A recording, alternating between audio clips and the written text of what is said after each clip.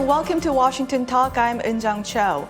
North Korea is intensifying its missile testing activities to demonstrate nuclear strike capabilities against South Korea.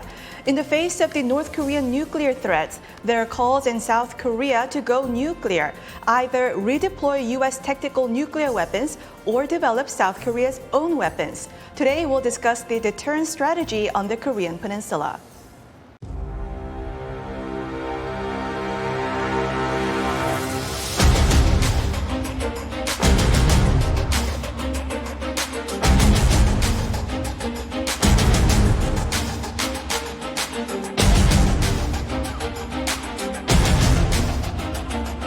하나하나 저희도 다 검토하고 있습니다.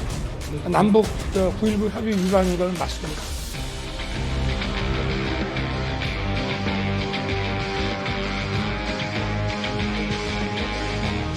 That there will be additional costs imposed on the DPRK if it goes forward with the seventh nuclear test.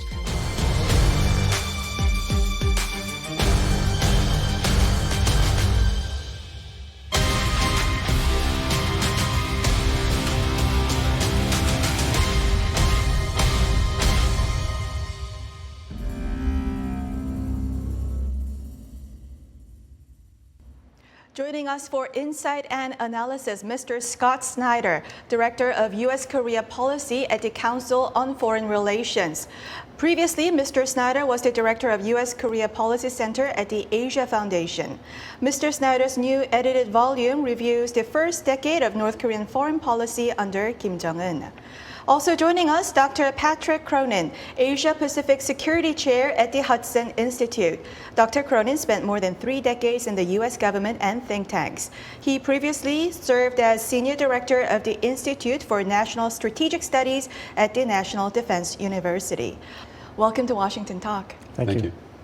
Now, Mr. Snyder, North Korea carried out a series of provocations on the 14th. It carried out a short-range ballistic missile testings and then also flew military aircraft near border with South Korea and also shot artilleries, 170 of them, to the maritime buffer zone, which is a clear violation of inter-Korean military agreement. Now, is this good enough reason for South Korea to walk away from its comprehensive military agreement with North Korea? Well, you know, I think we all knew that at some point North Korea was going to test the Yoon Suk-yeol administration with escalation. I think we're seeing that. But actually, what I think is notable about this multi-pronged effort by North Korea is that it also was relatively low risk for North Korea. All of the things that North Korea did are things that they either have done or things that don't quite breach the line in terms of driving a South Korean response. And so with regards to the comprehensive military agreement, my view is that, well, we've seen that Yoon has declared that it is a violation of the comprehensive military agreement, and the Yoon administration has said that it really is up to North Korea's attitude. And I would suggest that the Yoon administration should not feel bound by the agreement, but I'm not so sure it's a good thing to walk away from it. And one very interesting development, I think, will be to see whether or not or how South Korea decides to respond as part of its own military exercises that are going to be occurring next week. And I think the key to that is to look carefully at the contents of the comprehensive military agreement and to make sure that the Yoon administration itself knows what it wants to keep and what it might be willing to set aside. What will be U.S. reaction, Mr. Snyder, if South Korea decides to walk away? It would raise tensions on the Korean Peninsula. Well, I think it'll be a complicated reaction because I don't think that the U.S. government was necessarily incredibly invested or excited about the comprehensive military agreement back in 2018, but they have come to become used to it. It's the new status quo. And so anything that possibly increases tension is going to be a matter of concern.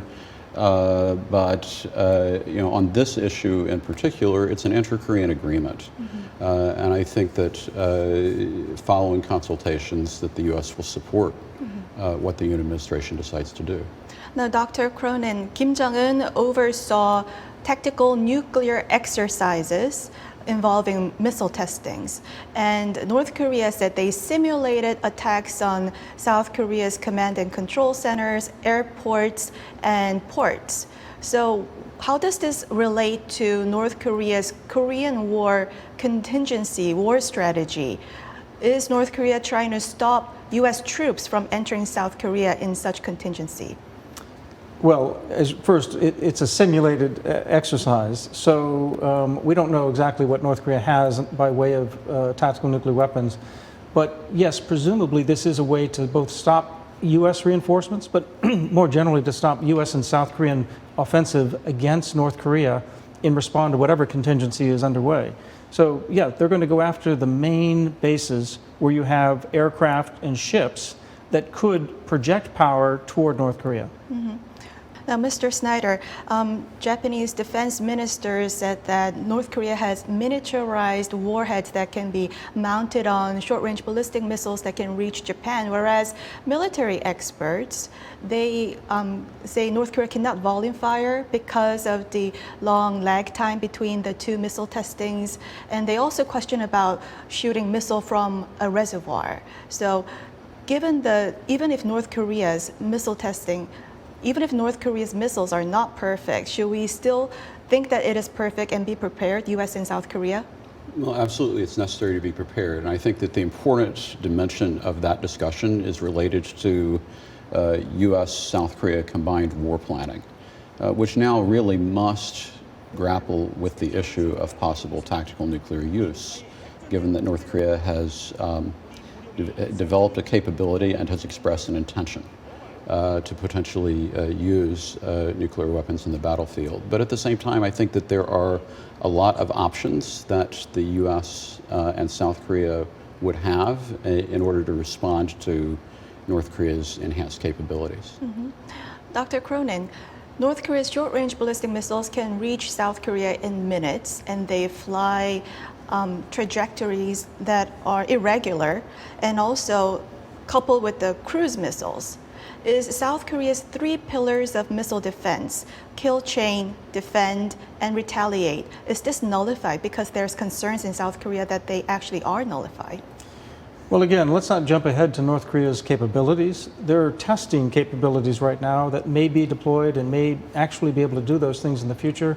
They're certainly trying to nullify South Korea's ability to strike North Korea. They're trying to have a stalemate in terms of nuclear deterrence. And I think they're achieving that, and they have achieved it for years in some ways. The United States and South Korea have no intention to launch offensive strikes against North Korea.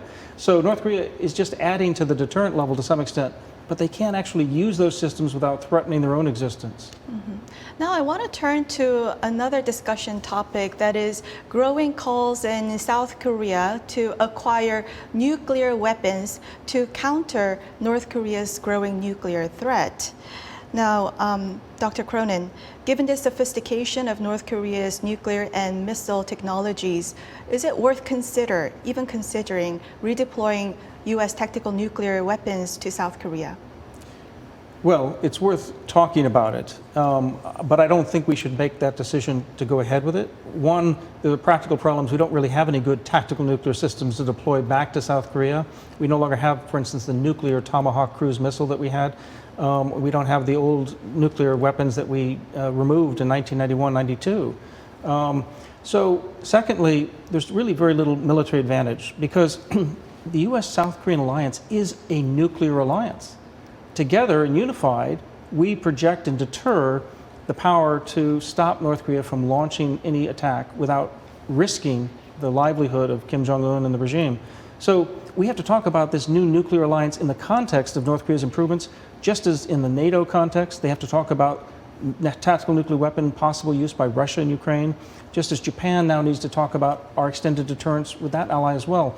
So there is a new nuclear dimension to our alliances, but it doesn't necessarily mean South Korea has to have nuclear weapons or that we have to have them located in South Korea, which would be a short distance also from North Korean weapons. We want them safer, actually, because it won't take very long for our nuclear weapons to arrive or other systems to arrive in North Korea if we ever have to cross that Rubicon. But if, Mr. Snyder, the U.S. nuclear weapon is redeployed to South Korea, wouldn't that strengthen deterrence against North Korea and somehow put South Korea in a level position as North Korea in denuclearization negotiations? Maybe that could be the case, but it's kind of untested. And I think that the challenge here is related to the question of whether parity really gets you any particular advantage. We only have one other case study to look at, and that is South Asia, where at least, knock on wood, parity has probably, it's been a fact of life, and we haven't seen a conflict. But it's hard to say that that parity has reduced the risk of conflict. And really, I think the challenge is related more to the psychology of the issue and the question of deterrence versus assurance. Mm-hmm. And so I think that the realm that we're in right now is that we have an ally who needs assurance, and we have a fundamental gap actually in view between a U.S. approach that is comfortable with global extended deterrence and a South Korean view that is very focused on the regional balance issues as related to nuclear weapons capability present on the peninsula. Dr. Cronin, Mr. Snyder just mentioned about South Korean view, and South Korean President Yoon Suk-yeol said he's listening to opinions both from Seoul and Washington. And from the ruling party, there's really vocal voices about acquiring nuclear weapons. So if South Korea strongly pursues and strongly asks the U.S. to redeploy tactical nuclear weapons, do you think the U.S. government will make that decision to deploy some? So the short answer is no. I don't think they would actually deploy anything nuclear right now to South Korea. But if asked by South Korea, we would probably do everything else to strengthen the extended deterrence capability short of that. And there are a lot of things we can do, including our nuclear assets in the region that could be deployed or could deploy rotationally or in exercises to demonstrate our capacity and the strength of the alliance to respond to aggression. Both of you are mentioning how there's a gap between Seoul's perception and Washington's perception on this issue. If any of you can take my question, 70% of South Koreans want to develop their own nuclear weapons. There's also same discussions in Japan. Do you think South Korea and Japan, both U.S. allies in Asia, there's growing unease over U.S. provided extended deterrence? And is it only natural for them to come up with this discussion at this point? Good. The credibility of extended deterrence is clearly open to question, and I think is increasingly being questioned. And I think that is one reason why the extended deterrence security consultation group is really important in the U.S.-South Korean context, and why it's necessary to have those kinds of discussions in the U.S.-Japan context as well. South Korean public opinion, I think, definitely reflects a discomfort with the situation as it has developed with North Korea and a frustration with that. But we also see high degrees of support for the alliance, right? And so I think that the key to this process is to find an alliance solution to the extended deterrence credibility challenge that we face. So Mr. Snyder previously talked about how U.S. views this as from a global perspective, and South Korea view it from regional perspective. Dr. Cronin, so how does U.S. government, what is its thinking on this issue in its global strategy about this, whether to deploy tactical weapon on South Korea or not? Well, I understand the passion to protect your national sovereignty, and the United States is committed to helping South Korea do that, and that's what the alliance is all about. But President Yoon has gone to the United Nations and talked about the principles of nuclear nonproliferation. He understands the global role that South Korea is playing on this issue. It's more than the Korean Peninsula. So we need to pursue multiple interests here. The safety of South Korea, deterrence, stability, but also international nonproliferation norms as well. So how do we do both of those things together? And that's where the extended deterrence discussions come in and are so important to deciding. And there are things we can do, just as the United States has supported South Korea extending their missile ranges, extending cooperation and information sharing with Japan, thinking about greater integration of our systems, upgrading South Korean defenses. There are a lot of things we are doing that strengthen deterrence. Now, Mr. Snyder, U.S. has a lot of nuclear weapons that can come to use in South Korean contingency, ICBMs, and then Trident submarines in the Pacific. Although there are ideas in South Korea that if they have a weapon on their soil, it could operate capabilities more instantly. Well, and Patrick has already addressed some of this in terms of how the U.S. is viewing that question. But I think that the major task of the Extended Deterrence Consultative Group is really to deal with two issues. One is the issue of the importance of assurance to South Korea of the credibility of U.S. extended deterrence and operationally how that would be carried out. But the second dimension of the discussion that should be there is the question of in what way does this develop in terms of the specific needs of the peninsula?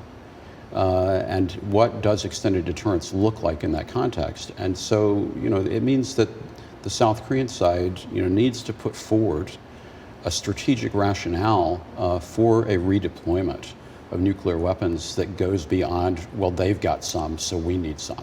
They've got some, we need some. NATO-like nuclear sharing, Dr. Cronin. In Europe, U.S. has deployed some tactical nuclear weapons there, and also NATO is sharing nuclear with the United States. Circumstances are different because NATO, they have nuclear, other countries like UK and France. But there's a lot of talk in South Korea about this NATO-like nuclear sharing. How can this be put to practice in South Korean situation? Well, the nuclear sharing negotiations that happened over decades during the Cold War led to a system of trust on how to secure forward-based nuclear weapons that might be used if all parties agree that they should be used, and they could veto this. That kind of discussion right now that we're having between South Korea and the United States could ultimately lead to some kind of arrangement in the future. Who knows? But we're not there now. We don't need to jump to that kind of decision. We should be much more strategic about how we go about this because, one, North Korea has not fully developed these systems. Two, we do have strong deterrence. North Korea cannot actually use the systems they're testing. Despite the flurry of tests, Kim Jong-un cannot use a single weapon without putting his regime in harm's way. Let's talk about that. The D5 missiles that we have on our ballistic missile submarines, the United States has spent trillions of dollars on our nuclear weapons over years, over decades. We have these submarines underwater. He doesn't know where they are, and they have low-yield nuclear warheads on some of these weapons, and they could be used against North Korea if we had to defend South Korea and U.S. interests against aggression from North Korea. I'm not saying we would go there, but we have that capability. He knows it. He's deterred. Dr. Cronin said Kim Jong-un cannot use nuclear weapons, but Mr. Snyder, isn't that the message that North Korea is making all efforts right now to send out to South Korea and the U.S. that he can actually use tactical nuclear weapons against South Korea? Sure, that's absolutely the message that he's trying to send, and I think we have to think about why he's trying to send that message. And that is because he remains vulnerable. And I think what's really interesting is that despite all the efforts and decades of investment in efforts to develop nuclear weapons as a treasured sword for North Korea, it's still not reducing Kim Jong-un's feeling of vulnerability. And so that's actually the fundamental argument why these weapons are just not fit for North Korea, is that there's no way to get rid of the vulnerability and there's no such thing as absolute security, even if you're a dictator. I want to go a step further and talk about the possibility of South Korea developing its own nuclear weapons. Would there be unintended benefits to developing its own nuclear weapons? For instance, China could be more proactive in persuading North Korea to denuclearize? Well, if you look at China's blistering criticism of Australia, the United Kingdom, the United States over nuclear propulsion technology, not nuclear weapons, but just nuclear propulsion for a conventional submarine, you get the idea that China would really stop and put their foot down. Remember what they did to THAAD, one THAAD battery, which is just a missile defense system, a limited missile defense system. So China would be outraged. What would be the negative consequences, Mr. Snyder, especially on the US-RK alliance? Well, I would actually argue that the situation is different now from the way it has been for decades, during which the alliance and nuclear acquisition were basically diametrically opposed issues. nuclear acquisition for South Korea would break the alliance. I don't think that we're necessarily in that world now because of the way that the debate has developed. But I also think that it's important for this issue to be discussed and managed in an alliance context between the U.S. and South Korea. And so that means actually that on the U.S. side, we need to be open to hearing what South Korea perceives its needs to be. But South Korea also needs to develop a broader understanding of the specifics around that potential decision point if they were to decide to make it. The reason why South Korea wants to have nuclear weapons is because of the North Korean growing nuclear threat. And we had this threat. We tried to negotiate it out for the past 3 decades, but we still haven't succeeded. Is there any responsibility on the U.S. part to not being able to denuclearize North Korea, and we're in this stage where South Korea wants some nuclear weapons? Well, I think the United States feels a lot of obligation to the security of South Korea and to U.S. interests. This is a mutual alliance. It's very strong. The fact that we have not succeeded in preventing North Korea from developing nuclear weapons is a reflection of our weakness in terms of our ability to impose our will on a determined sovereign country, in this case North Korea. So we have to recognize the limits of our power. But deterrence is, more than just nuclear weapons. As Scott Snyder has talked about, there's the assurance side of it. It's what are the promises that we're making, the pledges that we're making, what's the affirmative benefit of not having nuclear weapons? And I think there we can definitely do a better job to South Korea to say, we're in this together, and we're going to make sure that North Korea, despite whatever weapons this small power can build with its limited budget, we will surpass it in our deterrent capability together. And I think that's still the way to go. But yes, the extended deterrence discussions can start to explore the future possibility of nuclear proliferation. I don't think it's going to happen under the Biden administration, but it could happen in the future if this Northeast Asia continues to deteriorate in terms of proliferation. And on that note, Mr. Snyder, this growing calls in South Korea for a nuclear weapon, is there more of a psychological aspect to that, do you think? Well, I do think that a good part of what's going on between North and South Korea is related to psychology, because you have a failed state, essentially, whose only advantage is a nuclear capability, trying to project and signal that that capability would actually lead to the possibility of blackmail or dominance of North Korea over South Korea. And that's a psychological game that North Korea is playing. But South Korea also has to think about the psychology related to this, and basically to try to make sure that they're not being entrapped in North Korea's game. And I think that there is a conversation worth having between the U.S. and South Korea on how to give South Korea a greater sense of ownership as related to the capacity to defend itself.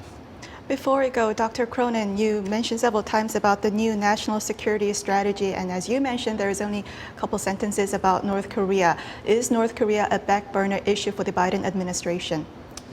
Well, it's not a back burner issue for the administration, but it's a back burner issue in terms of what China and Russia are doing. And yes, the national security strategy is clearly focused on China. The strategy was delayed because of the war that Russia started against Ukraine. And there is that reference in the report to deterring tactical nuclear use by Russia. That's a phrase that essentially replicates what the Trump administration had in their nuclear posture review. And it's oriented toward North Korea, frankly, as well as Russia. So even though it's a very short reference, it's a pertinent one. It's relevant. It basically says, Kim, you can't use your nukes, period. On that note, we'll wrap it up here. Dr. Cronin, Mr. Snyder, thank you for joining us. Thank you. Thank you. Thank you. And that's all for us today. Have a great week, and we'll see you back here next week with U.S. experts to discuss the two Koreas and the region right here from Washington.